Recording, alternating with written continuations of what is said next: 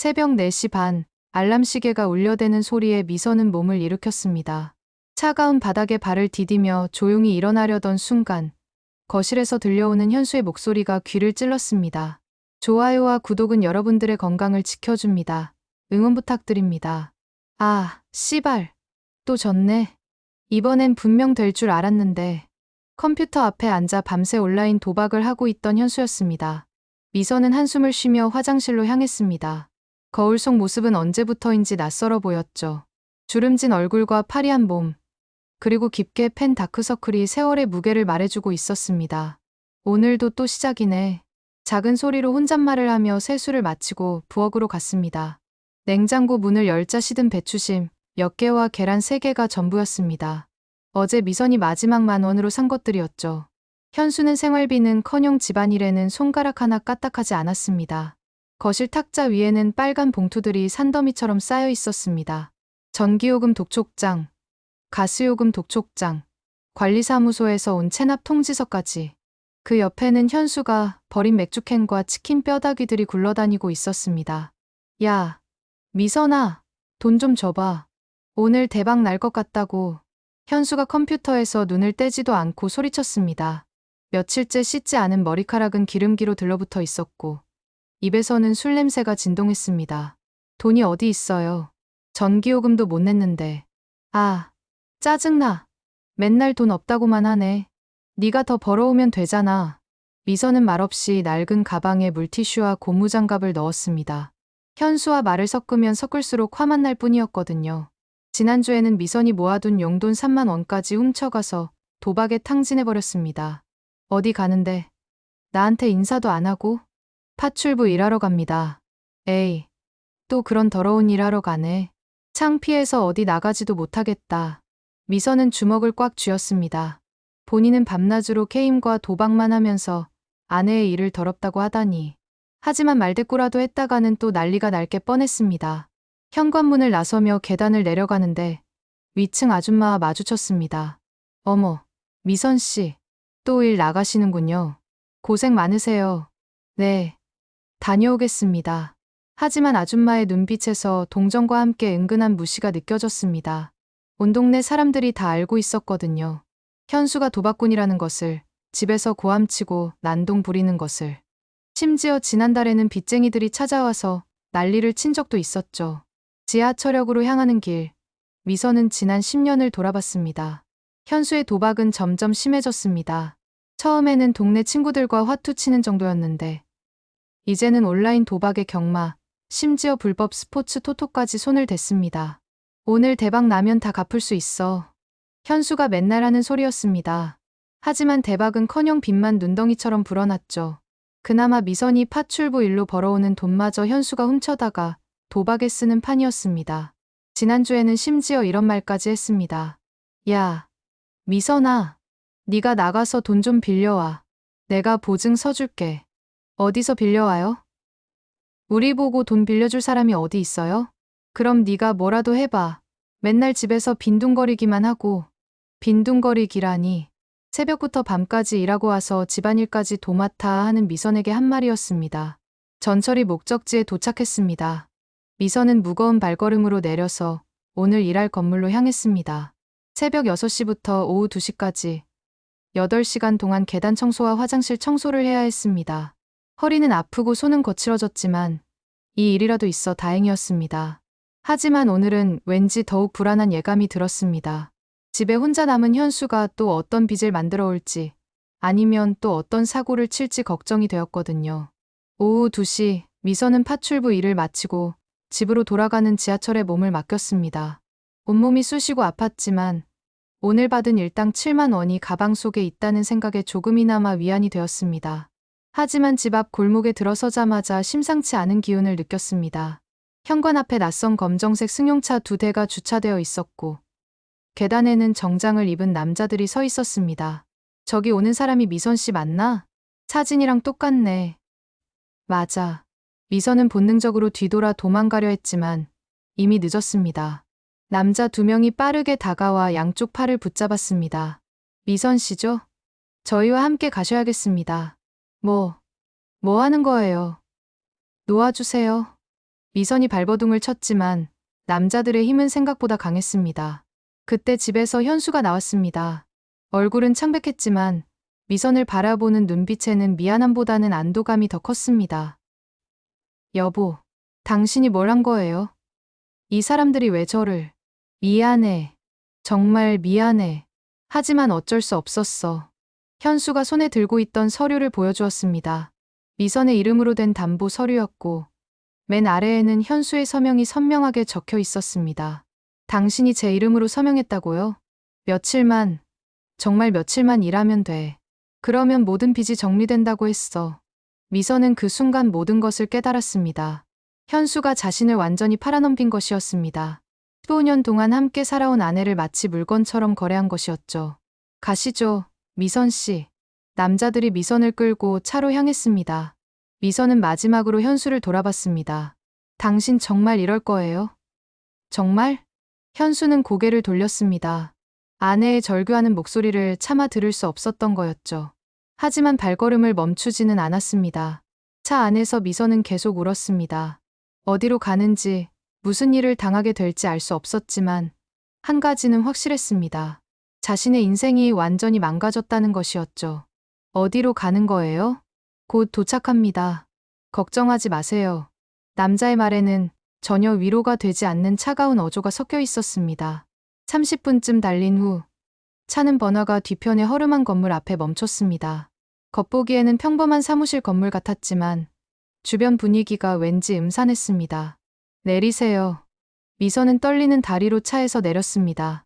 건물 입구에는 골든 엔터테인먼트라는 간판이 걸려 있었지만 뭔가 수상했습니다. 엘리베이터를 타고 3층으로 올라가자 복도 양쪽으로 작은 사무실들이 늘어서 있었습니다. 그 중 한 곳으로 들어가니 안에는 중년 남자 한 명이 책상에 앉아 있었습니다. 아, 미선 씨 오셨군요. 반갑습니다. 남자는 친근한 척 웃어봤지만 눈빛만은 차가웠습니다. 저는 왜 여기에 와야 하는 거예요?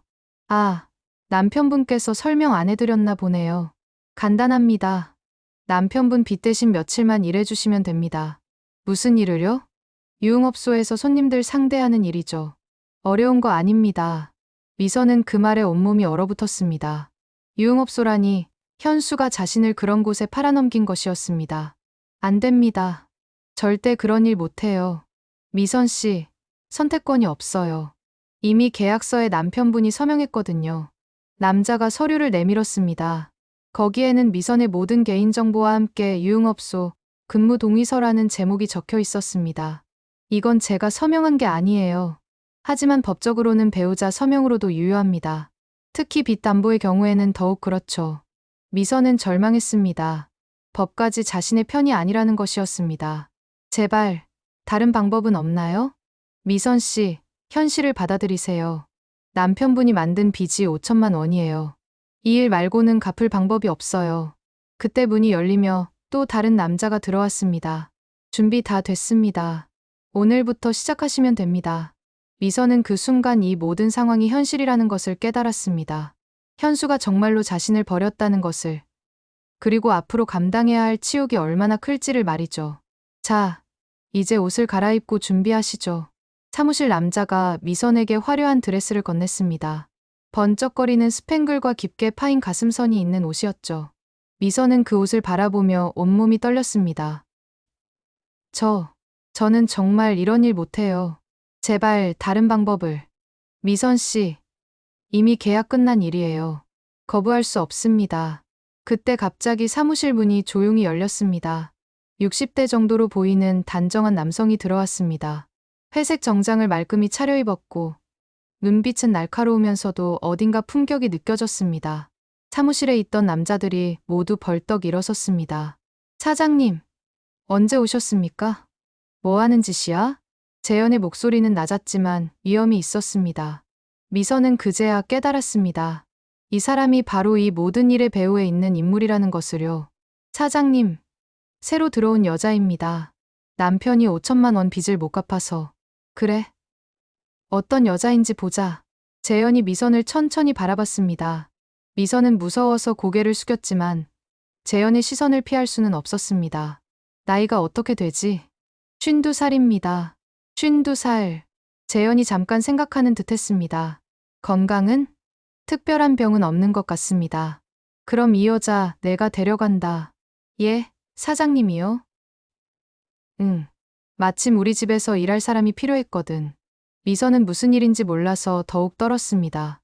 유흥업소든 다른 곳이든 결국은 끔찍한 일이 기다리고 있을 거라 생각했거든요.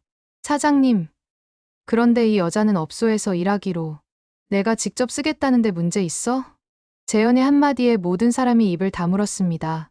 너, 나 따라와. 재현이 미선을 향해 말했습니다. 미선은 떨리는 다리로 일어섰습니다. 사무실을 나서며 재현이 물었습니다.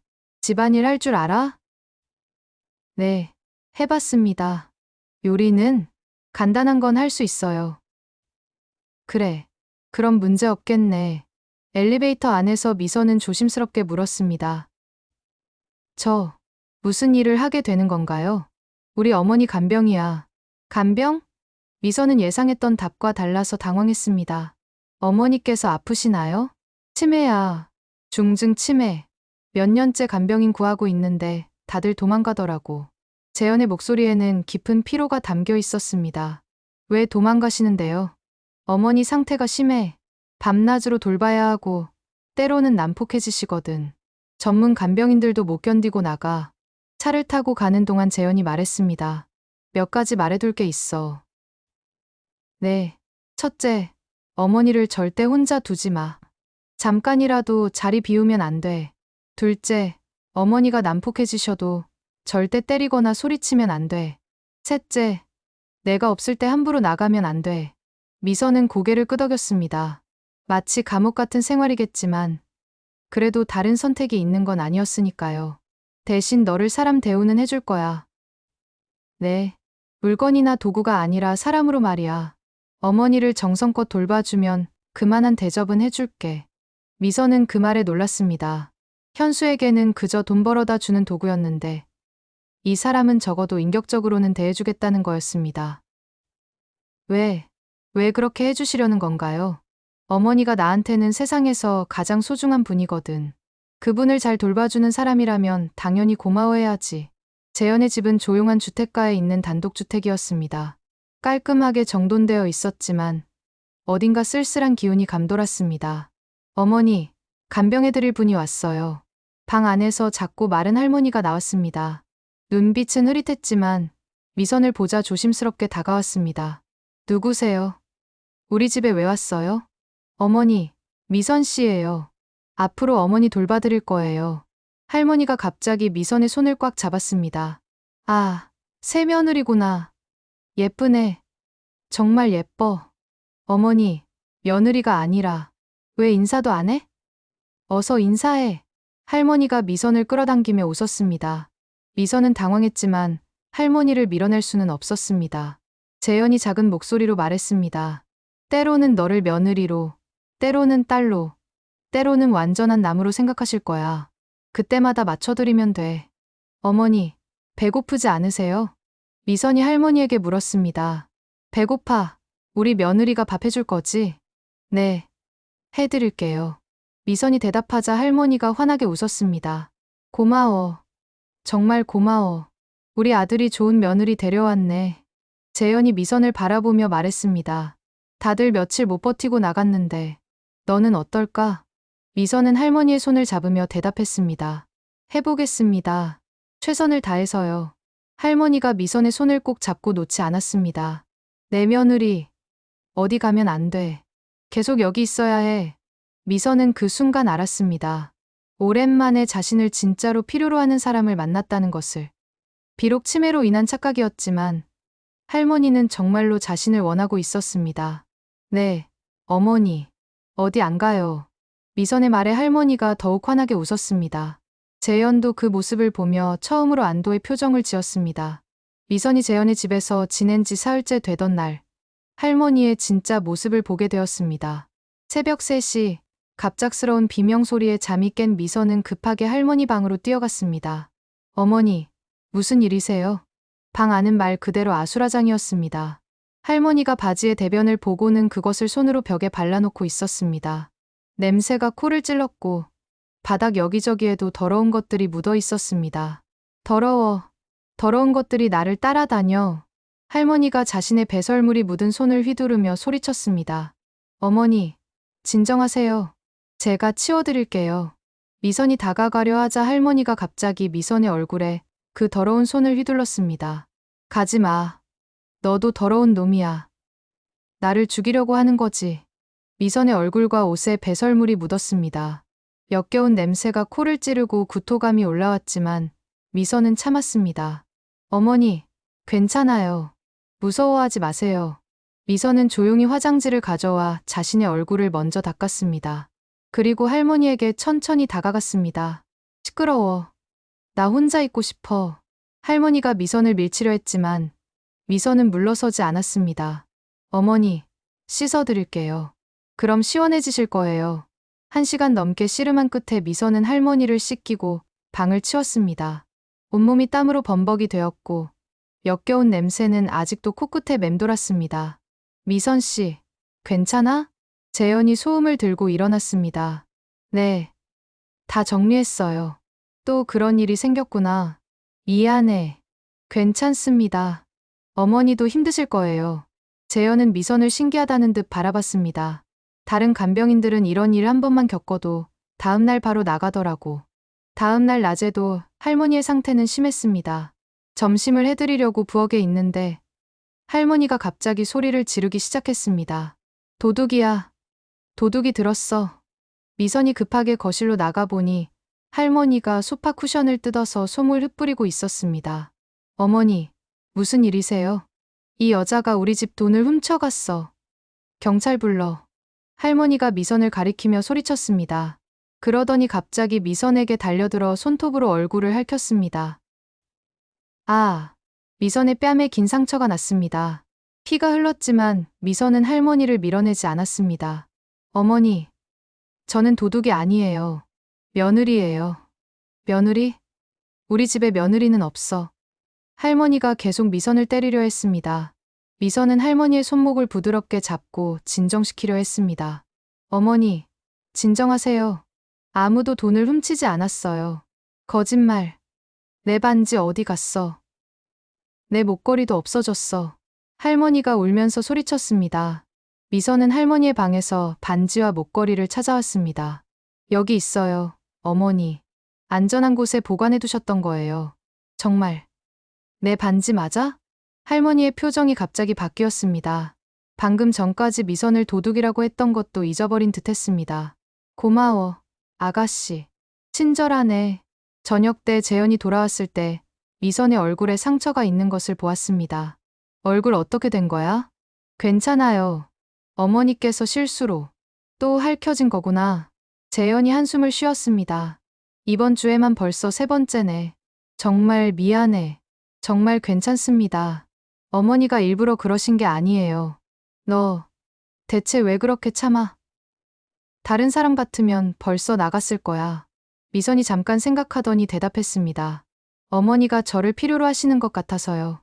비록 지금은 저를 못 알아보시지만 가끔 저를 며느리라고 부르실 때 정말 행복해 하시거든요. 그래도 이런 일까지 당하면서 저도 어머니가 필요해요. 재현이 놀란 표정을 지었습니다. 필요하다고? 네. 오랜만에 누군가에게 진짜 필요한 사람이 된 기분이에요. 제 남편은 저를 그냥 돈 벌어다 주는 기계로만 봤거든요. 그날 밤 할머니가 또다시 소리를 지르기 시작했습니다. 불이야. 불이야. 집에 불 났어. 미선이 뛰어가 보니 할머니가 이불을 뜯어서 던지고 있었습니다. 어머니, 불 안 났어요. 안전해요. 거짓말. 연기 냄새 나. 도망가야 해. 할머니가 미선의 팔을 세게 물었습니다. 미선은 아픔을 참으며 할머니를 달랬습니다. 어머니, 저를 보세요. 아무 일 없어요. 1시간을 더 달래고 나서야 할머니가 진정했습니다. 아가씨, 고마워요. 나를 구해줘서. 할머니가 미선의 손을 꼭 잡았습니다. 천사 같은 사람이에요. 정말 고마워요. 미선은 그 순간 모든 고생이 보상받는 기분이었습니다. 할머니의 진심 어린 감사 인사가 마음을 따뜻하게 했거든요. 재현이 문 밖에서 지켜보고 있었습니다. 정말 대단한 사람이네. 재현이 작은 목소리로 혼잣말했습니다. 다들 떠났는데 당신은 끝까지 남아주는군요. 미선이 그 말을 들었는지 뒤돌아봤습니다. 어머니를 사랑하시는 마음이 느껴져요. 저도 그런 마음으로 돌봐드릴게요. 재현은 그 말에 깊이 감동했습니다. 오랜만에 진짜 마음으로 어머니를 대해주는 사람을 만난 것 같았거든요. 그날 밤 재현이 미선을 불렀습니다. 너한테 제안이 하나 있어. 네. 너 남편하고 이혼해. 미선은 그 말에 깜짝 놀랐습니다. 이혼이요? 너 같은 사람이 그런 쓰레기와 살 이유가 없어. 내가 변호사 연결해 줄게. 하지만 뭐. 그 남자가 너를 팔아넘긴 거 잊었어? 재현의 말이 날카로웠습니다. 너는 누구의 소유물도 아니야. 자유롭게 살 권리가 있어. 미선은 그 말에 가슴이 뜨거워졌습니다. 누군가 자신의 편에 서서 이런 말을 해준 것이 처음이었거든요. 정말 이혼할 수 있을까요? 당연하지. 내가 다 도와줄게. 며칠 후 재현이 소개해준 변호사가 찾아왔습니다. 남편이 부인을 담보로 내놓은 증거가 있으니까 이혼은 문제없을 것 같습니다. 그럼 저는 어떻게 하면 되나요? 서류에 도장만 찍으시면 됩니다. 모든 절차는 저희가 처리해 드릴게요. 미선이 서류를 받아들고 잠시 망설였습니다. 15년간의 결혼 생활이 이 한 장의 종이로 끝나는 것이었습니다. 하지만 그 15년 중에서 진짜 행복했던 순간이 과연 얼마나 되었을까요? 도장 찍으셔도 됩니다. 변호사의 말에 미선은 깊게 숨을 들이마셨습니다. 그리고 도장을 꺼내 서류 위에 꾹 눌렀습니다. 이제 자유로우시네요. 변호사의 말에 미선은 왠지 모르게 눈물이 나왔습니다. 슬픈 눈물이 아니었습니다. 마치 오랫동안 짊어지고 있던 무거운 짐을 내려놓은 듯한 해방감이었습니다. 고맙습니다. 정말 고맙습니다. 미선이 재현에게 고개를 숙였습니다. 재현은 그런 미선을 바라보며 작은 미소를 지었습니다. 이제 진짜 시작이야. 누구한테도 얽매이지 않는 너만의 인생 말이야. 그 주말, 재현이 미선을 작은 오피스텔로 안내했습니다. 넓지는 않았지만 깔끔하고 아늑한 공간이었습니다. 여기가 내 집이야. 제 집이요? 응. 당분간은 여기서 살면서 어머니 간병 일을 계속해줘. 출퇴근 형식으로. 미선은 그 말에 또 눈물이 났습니다. 자신만의 공간이 생긴다는 것. 그리고 무엇보다 누군가의 소유물이 아닌 독립된 한 사람으로 살아갈 수 있다는 것이 감격스러웠습니다. 정말 고맙습니다. 고마워할 거 없어. 너도 어머니를 위해 많이 희생하고 있잖아. 그날 밤 미선은 자신의 집에서 첫잠을 잤습니다. 창문을 열고 들어오는 밤 공기가 이렇게 상쾌할 수가 없었습니다. 침대에 누워 천장을 바라보며 미선은 생각했습니다. 지난 몇 주간 치매 할머니를 돌보며 온갖 고생을 했지만 그 과정에서 잃어버렸던 자존감을 되찾았습니다. 누군가에게 정말 필요한 사람이라는 느낌. 그리고 인간으로서 존중받는다는 느낌을 말이죠. 이제 정말 자유구나. 미선이 작은 목소리로 혼잣말했습니다. 52살의 나이에 얻은 새로운 시작이었습니다. 늦었다고 생각할 수도 있었지만 미선에게는 그 어느 때보다 희망찬 미래로 보였습니다. 창밖으로 보이는 별들이 유난히 밝게 빛나고 있었습니다. 마치 새로운 출발을 축복해주는 것만 같았습니다. 이혼 절차가 완료되고 한 달이 지나가는 시간 동안 미선의 일상에는 조용하면서도 깊은 변화가 스며들고 있었습니다. 매일 아침 오피스텔의 작은 창문을 열고 들어오는 햇살을 받으며 일어나는 그 순간이 미선에게는 새로운 하루를 온전히 자신의 것으로 만들어가는 소중한 시작이었습니다. 현수와 함께 살던 그 답답한 집에서는 결코 느낄 수 없었던 자유로움이었죠. 아무도 자신을 재촉하지 않고 아무도 자신에게 돈을 달라고 손을 내밀지 않는 그 평온한 아침의 정적이 이렇게 달콤할 줄은 몰랐습니다. 재현의 집으로 향하는 버스 안에서 미선은 창밖을 바라보며 생각에 잠겼습니다. 지난 한 달간 할머니를 돌보면서 자신도 모르게 변해가고 있다는 걸 느꼈습니다. 예전에 미선이라면 남의 눈치만 보며 움츠러들어 있었을 텐데 이제는 할머니가 아무리 심하게 굴어도 차분하게 대응할 수 있게 되었습니다. 우리 며느리 왔네. 오늘도 할머니는 미선을 보자마자 환한 미소로 맞아주었습니다. 비록 치매라는 병 때문에 때로는 미선을 알아보지 못할 때도 있었지만 이렇게 기뻐해주는 모습을 볼 때마다 미선의 가슴은 따뜻해졌습니다. 누군가가 자신을 진심으로 반겨준다는 것, 그것만으로도 충분히 행복했습니다. 어머니, 오늘 기분이 좋아 보이세요. 며느리가 와서 그렇지. 혼자 있으니까 심심했어. 할머니가 미선의 손을 꼭 잡으며 말했습니다. 그 작고 주름진 손에서 전해지는 온기가 미선의 마음까지 따뜻하게 해주었습니다. 점심시간 무렵 재현이 평소보다 일찍 들어왔습니다. 미선이 할머니의 약을 정리하고 있을 때였습니다. 미선 씨, 잠깐 이야기 좀 하자. 재현의 목소리에는 평소와 다른 진지함이 묻어 있었습니다. 미선은 가슴이 두근거렸습니다. 혹시 자신이 뭔가 잘못한 게 있을까 하는 걱정이 스쳐 지나갔거든요. 서재에 앉아 마주본 재현의 표정은 생각보다 부드러웠습니다. 요새 어때? 혼자 사는 건 말이야. 정말 좋습니다. 미선의 대답에는 진심이 담겨 있었습니다. 오랜만에 제가 선택하는 삶을 살고 있는 기분이에요. 아침에 일어나서 오늘 뭘 할지, 뭘 먹을지, 심지어 언제 잠들지까지도 제가 정할 수 있다는 게 이렇게 소중한 일인지 몰랐어요. 재현은 미선의 말을 듣고 있노라니 가슴 한편이 뭉클해졌습니다. 이 여자가 그동안 얼마나 억압받으며 살았는지를 새삼 깨닫게 되었거든요. 그럼 다른 제안도 하나 해볼까? 미선이 궁금한 듯 눈을 크게 떴습니다. 내가 운영하는 재단에서 일해보는 건 어때? 재단이요? 응. 어려운 처지에 있는 여성들을 돕는 재단이야. 너처럼 힘든 일을 겪은 사람들에게 상담도 해주고 자립할 수 있도록 도와주는 일을 하지. 미선은 그 말에 가슴이 벅차올랐습니다. 자신도 누군가를 도울 수 있다는 것, 자신의 아픈 경험이 다른 누군가에게는 희망이 될 수 있다는 생각에 가슴이 뛰기 시작했습니다. 하지만 제가 그런 일을 할 수 있을까요? 저는 학벌도 없고 특별한 자격증도 없는데 그런 게 중요한 게 아니야. 재현의 목소리는 확신에 차 있었습니다. 너처럼 진짜 밑바닥에서 헤어나온 사람이야말로 같은 처지에 있는 사람들의 마음을 제대로 이해할 수 있어. 책에서 배운 이론보다 실제 경험에서 나오는 조언이 훨씬 소중하거든. 미선은 재현의 말 한마디 한마디가 자신의 마음 깊숙한 곳을 건드리는 것을 느꼈습니다. 그동안 자신을 무가치한 존재라고 여겨왔는데 이제는 자신의 상처와 아픔조차도 소중한 자산이 될 수 있다는 것을 알게 되었습니다. 일주일 후 월요일 아침, 미선은 가슴 두근거리는 마음으로 희망재단의 문을 열었습니다. 간판을 올려다보며 깊이 숨을 들이마셨습니다. 새로운 시작에 대한 설렘과 함께 약간의 두려움도 함께 밀려왔지만 이제는 그런 감정들조차도 소중하게 느껴졌습니다.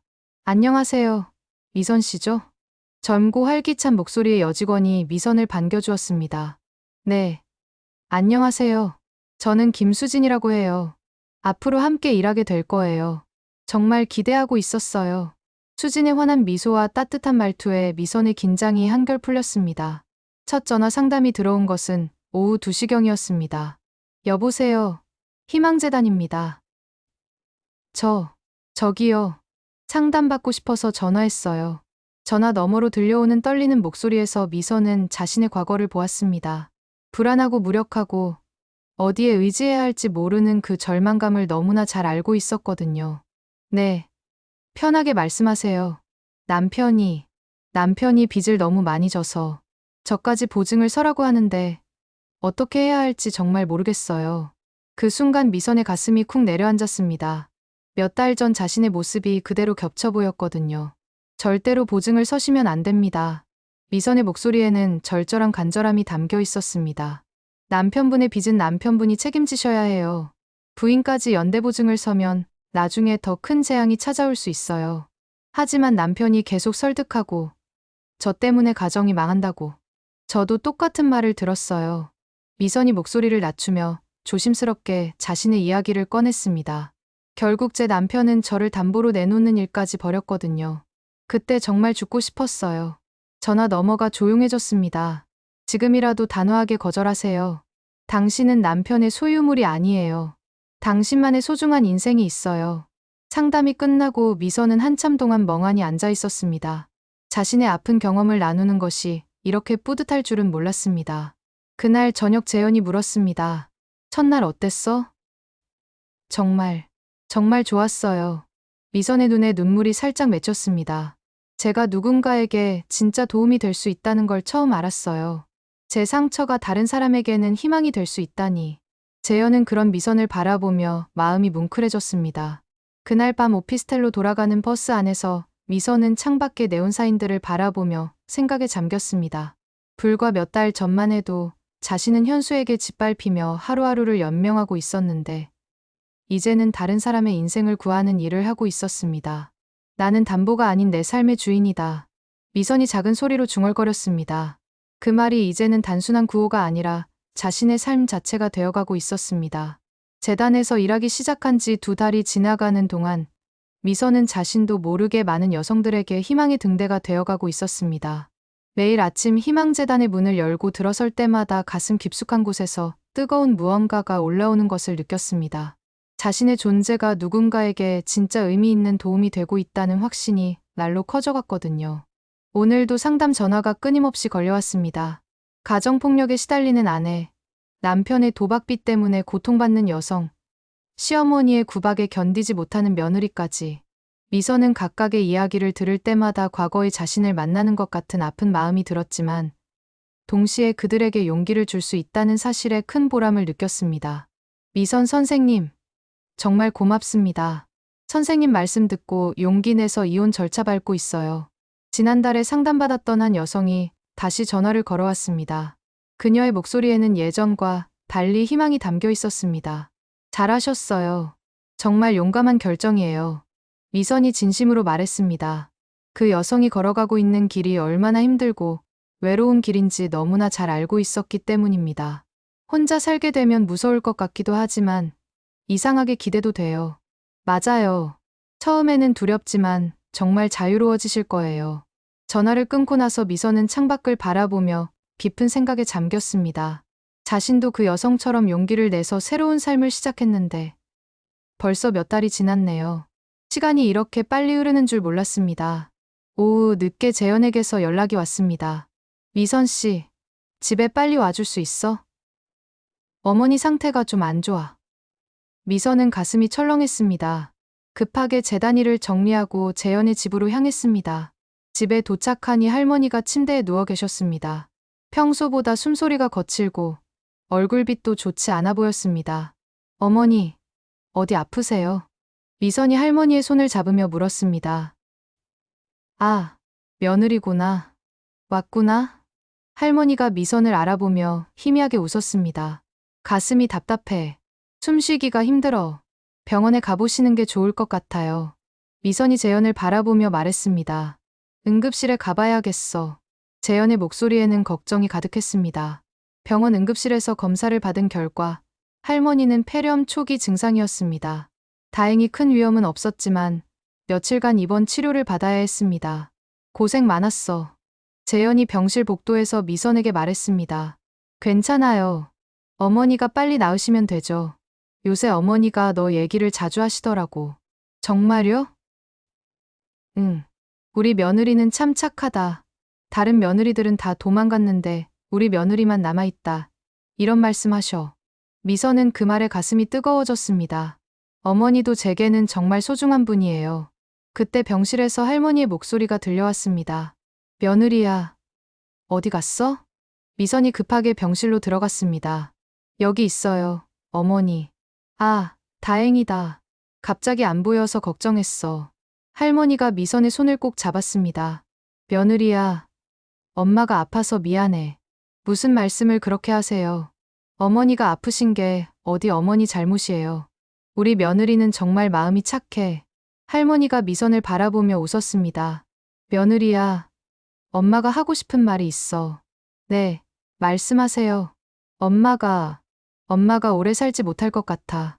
어머니, 그런 말씀 마세요. 미선의 눈에 눈물이 맺혔습니다. 아니야, 엄마가 느끼니까 알아. 그런데 너 같은 며느리 둬서 정말 행복했어. 할머니의 목소리가 점점 작아졌습니다. 너는 천사 같은 사람이야. 엄마를 진짜 가족처럼 대해줬잖아. 미선은 더 이상 눈물을 참을 수 없었습니다. 어머니께서도 저에게는 진짜 어머니 같으셨어요. 그래? 정말? 할머니의 얼굴이 환해졌습니다. 네, 정말이에요.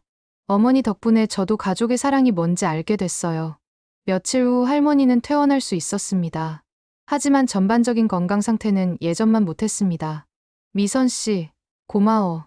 재현이 진심으로 말했습니다. 어머니가 이렇게까지 버틸 수 있는 건 너 덕분이야. 저야말로 고마워요. 어머니를 통해서 정말 많이 배웠어요. 그날 밤 재현이 미선을 조용히 불렀습니다. 실은 말해야 할 게 있어. 재현의 표정이 심각해졌습니다. 나도 병원에서 검진을 받았는데 미선의 가슴이 두근거리기 시작했습니다. 말기암이래. 그 순간 미선의 머릿속이 하얘졌습니다. 얼마나 남았다고 하셨어요? 길어야 몇 개월. 재현의 목소리는 담담했지만 미선은 그 안에 숨겨진 슬픔을 느낄 수 있었습니다. 그래서 부탁이 있어. 네, 말씀하세요.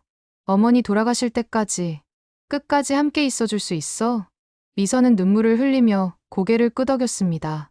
당연히 그럴게요. 어머니는 제 가족이에요. 그리고 나도 얼마 안 남았으니까 미리 정리해둘 게 있어. 재현이 서류를 꺼냈습니다. 유언장이야. 너에게 이 집 거주권하고 생활비를 남겨놓으려고 해. 그런 건 안 받을 수 없어요. 받아야 해. 어머니 끝까지 돌봐줄 사람은 너뿐이야. 미선은 재현의 진심을 느꼈습니다. 이 사람은 자신의 생명이 얼마 남지 않은 상황에서도 어머니와 자신을 걱정하고 있었습니다. 정말 고마워요. 내가 더 고마워. 너 같은 사람을 만날 수 있어서. 그날 밤 미선은 잠들지 못했습니다. 재현과 할머니, 이 두 사람이 자신에게 얼마나 소중한 존재가 되었는지 새삼 깨달았거든요. 내 남은 인생을 이 가족을 위해 바치고 싶다. 미선은 그렇게 다짐하며 긴 밤을 보냈습니다. 재현이 자신의 병을 고백한 지 2달이 지나면서 그의 몸은 눈에 띄게 약해져 갔습니다. 미선은 할머니를 돌보는 한편으로 재현의 마지막 시간들을 함께하며 가슴 깊은 곳에서 올라오는 슬픔과 싸워야 했습니다. 미선 씨, 마지막으로 하고 싶은 말이 있어. 어느 날 아침 재현이 침대에 누운 채 미선을 불렀습니다. 내가 평생 여러 곳에 투자를 했지만 사람에게 한 투자가 가장 보람찬 일이었던 것 같아. 재현이 미선의 손을 잡으며 말했습니다. 저를 말씀하시는 건가요? 그래. 너 같은 사람을 만날 수 있어서 내 인생이 헛되지 않았어. 그 주 금요일 오후, 재현은 할머니와 미선이 지켜보는 가운데 조용히 마지막 숨을 거두었습니다. 미선은 재현의 손을 붙잡고 한참을 울었습니다. 장례식 둘째 날, 미선이 빈소에서 재현의 영정 앞에 앉아 있을 때였습니다. 갑자기 익숙하면서도 듣고 싶지 않은 목소리가 들려왔습니다. 야, 미선아, 여기 있었구나. 현수가 술에 취한 채로 빈소 안으로 들어왔습니다. 며칠간 씻지 않은 듯한 모습의 입에서는 독한 술 냄새가 풍겼습니다. 왜 여기 와요? 왜 오긴 왜 와? 내 마누라가 여기 있다잖아. 현수가 큰 소리로 말하자 다른 조문객들이 쳐다봤습니다. 조용히 해요. 여긴 장례식장이에요. 장례식장이 어쨌다고? 내가 내 마누라 찾는데 뭐가 문제야? 현수가 미선의 팔을 거칠게 붙잡았습니다. 놓아요. 야, 미선아, 집에 가자. 내가 그동안 많이 반성했어. 전 당신 부인 아니에요. 이혼했잖아요. 이혼. 그딴 종이 쪼가리가 뭐가 중요해? 현수가 비웃으며 말했습니다. 어차피 우리는 부부고 부부 재산은 공동 재산이야.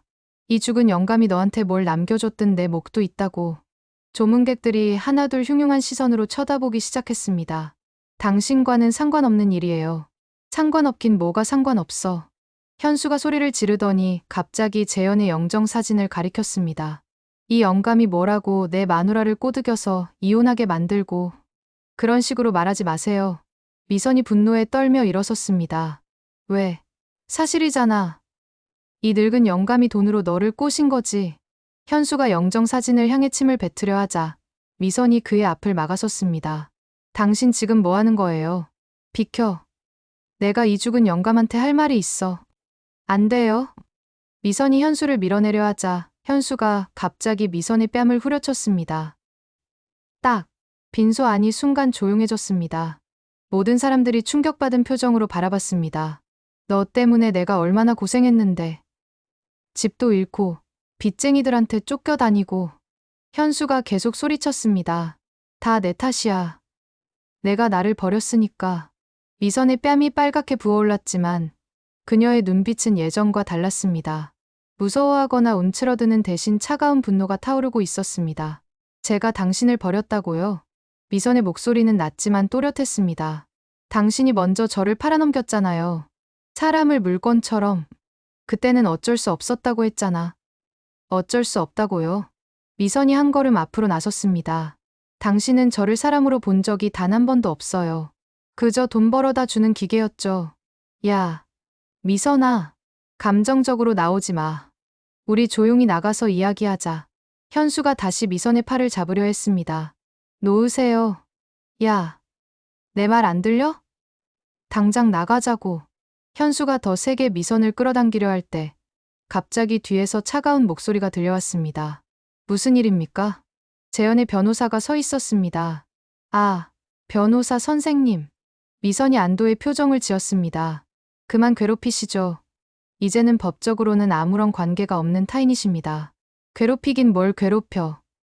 내가 내 마누라랑 이야기하는데. 현수가 술기운의 변호사에게까지 대들었습니다. 변호사가 냉정하게 말했습니다. 타인이긴 뭐가 타인이야. 부부재산 분할 청구권이 있다고. 현수가 마치 법률 전문가라도 되는 것처럼 큰 소리쳤습니다. 재산 분할요? 변호사가 차가운 미소를 지었습니다. 이미 이혼 당시 모든 재산 분할이 완료되었습니다.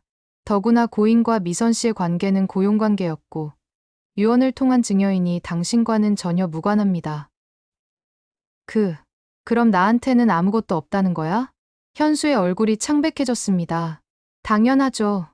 애초에 권리가 없으니까요. 그때 미선이 일어서서 현수를 똑바로 바라봤습니다. 현수 씨, 이제 정말 끝이에요.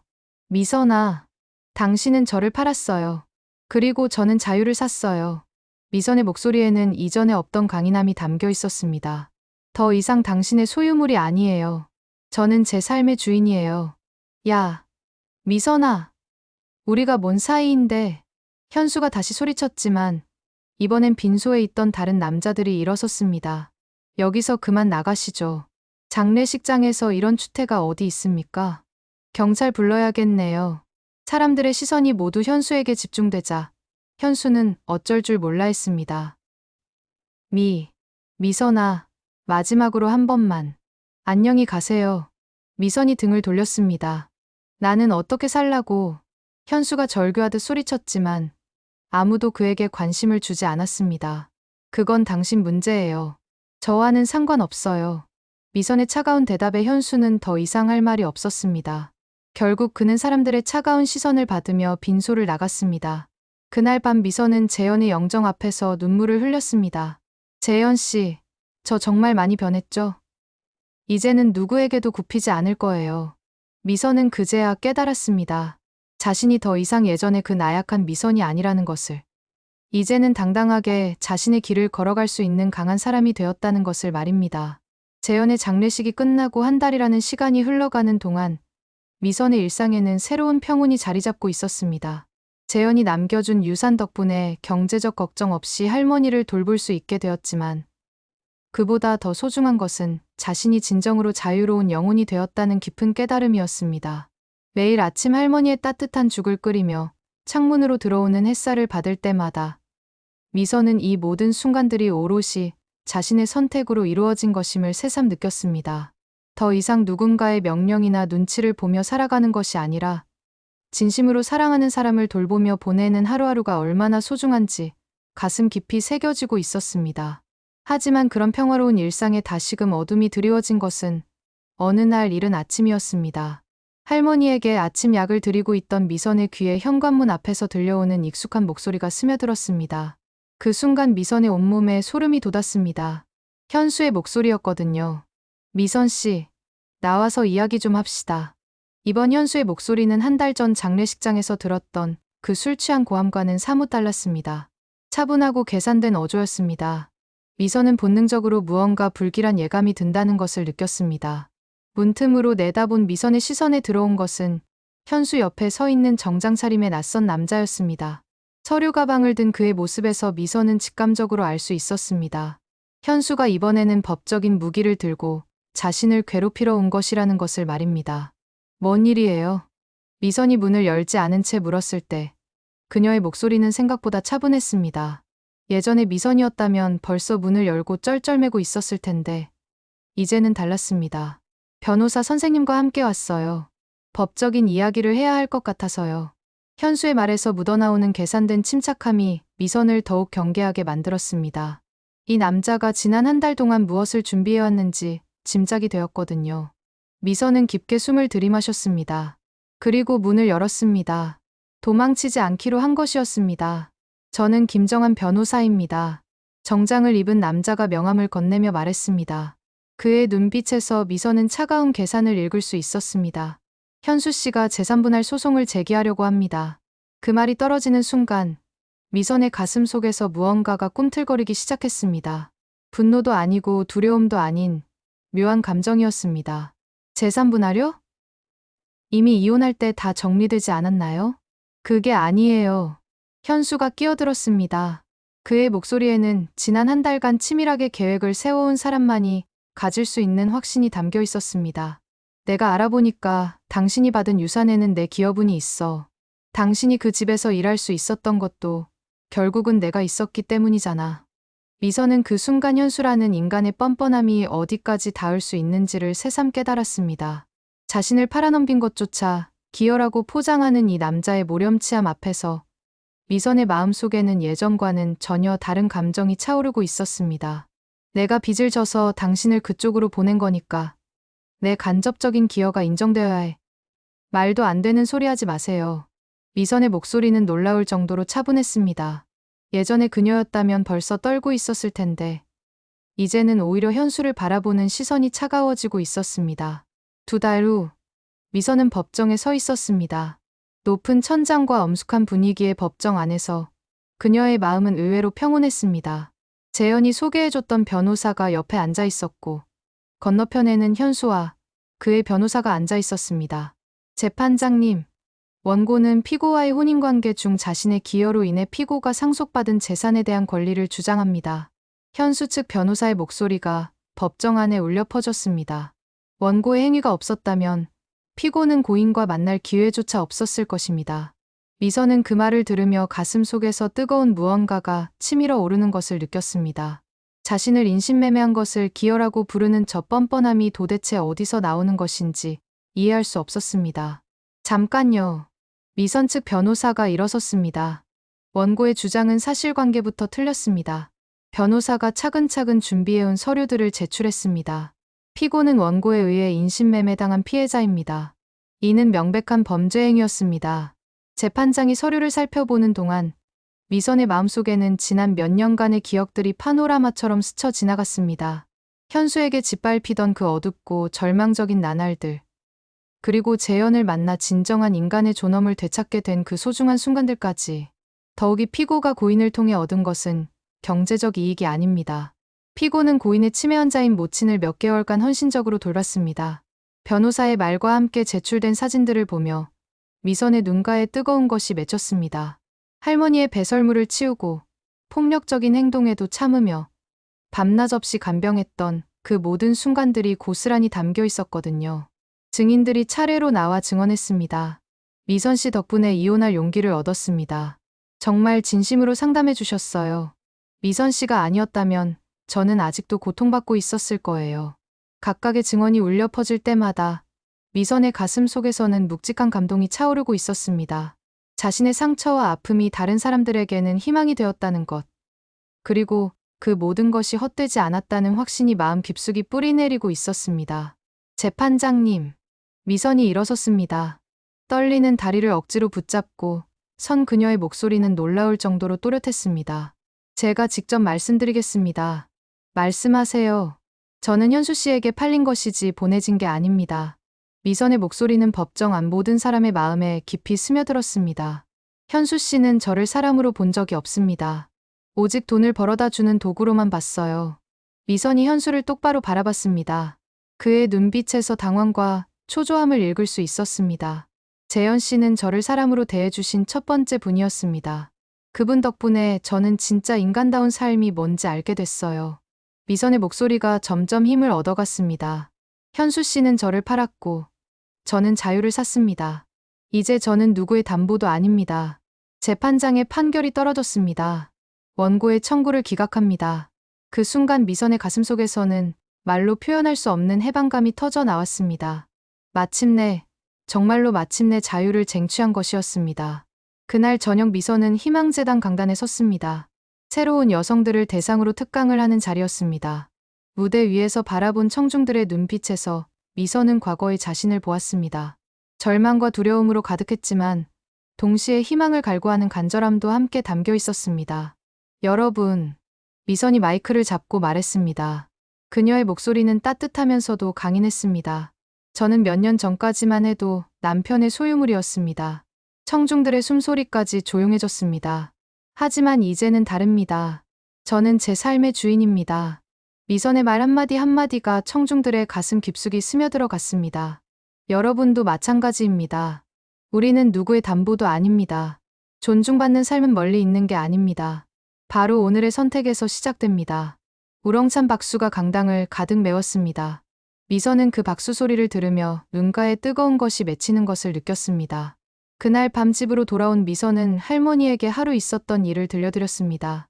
할머니는 치매 증상이 있으면서도 미선의 이야기를 주의 깊게 들어주셨습니다. 며느리가 정말 대단하구나. 할머니가 미선의 손을 꼭 잡으며 말했습니다. 그 작고 주름진 손에서 전해지는 온기가 미선의 마음까지 따뜻하게 해주었습니다. 우리 며느리는 진짜 훌륭한 사람이야. 미선은 할머니의 따뜻한 손을 느끼며 창밖을 바라봤습니다. 밤하늘에 떠있는 별들이 유난히 밝게 빛나고 있었습니다. 마치 새로운 시작을 축복해주는 것만 같았습니다. 자신이 걸어온 길이 얼마나 험난했든 이제는 정말 행복하다는 것을 온몸으로 느꼈습니다. 그리고 앞으로도 더 많은 사람들에게 희망을 전해줄 수 있다는 사명감이 가슴 깊숙이 뿌리내리고 있었습니다. 미선은 그렇게 길고도 아름다운 밤을 맞이했습니다.